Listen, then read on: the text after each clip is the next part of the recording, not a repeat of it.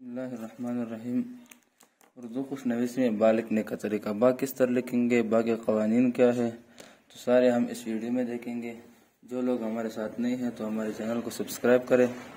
तो आइए इस शब्द पे शुरू करते हैं, बा को कैसे लिखा जाएगा, बा के लिए क्या ज़ाब्ता है, कैसे कानून इस्तेमाल करना। तो हम इस वीडियो में आप हमारे साथ आखिर तक रहिए, इंशाअल्लाह आपको बा बेहतर हो जाएगी।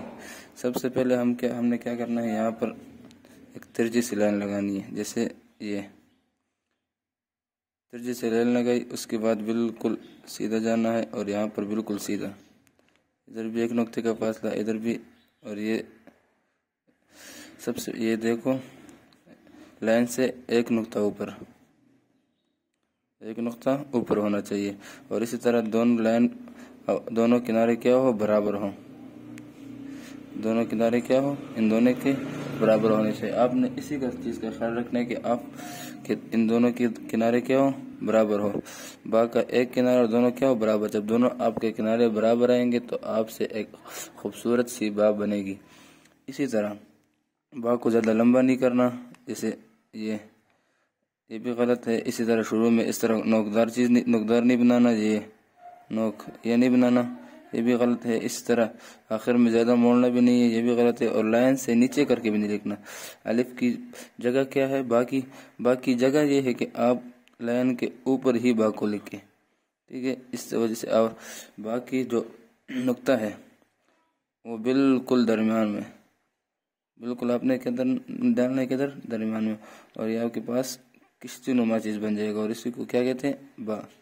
तो अव्वल आखिर में दोनों में एक नुक्ते का फासला होना ज़रूरी है। तो आइए हम देखते हैं कि बा हमारे साथ कैसे। देखो इधर मैंने नुकदार चीज़ डाला, तिरछी लाइन खींची, एक नुक्ता लाइन से ऊपर, उसके बाद हमने बिल्कुल सीधी लाइन खींची और आखिर में इस तरह सीधा खड़ा कर दिया। इनके दोनों किनारे भी बराबर है और बा ज़्यादा लंबी भी नहीं है, जैसे ऐसे करके।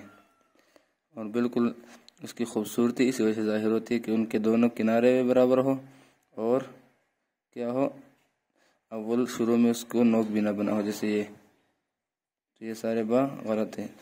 ये हमारे पास खूबसूरत अंदाज में बात तैयार हो गई। इस पर हम प्रैक्टिस कैसे करेंगे, मशक कैसे करेंगे, तो हम आपको बताते हैं। जैसे आपने यहाँ पहले लाइन में एक बार डालनी है, जैसे ये मैंने बार डाली। उसके बाद आपने इसके ऊपर, जैसे आपके पास फोटो का, मेरे पास इधर अभी फोटो अवेलेबल नहीं है, तो आप क्या करें, इसके ऊपर से लाइन खींचे आखिर तक, ठीक है। उसके बाद ऐसी लाइन खींचे, ये। अब मेरे पास ये लाइन आ गई, तो आपको इसी के मिकदार से आगे और लाइन खींचे,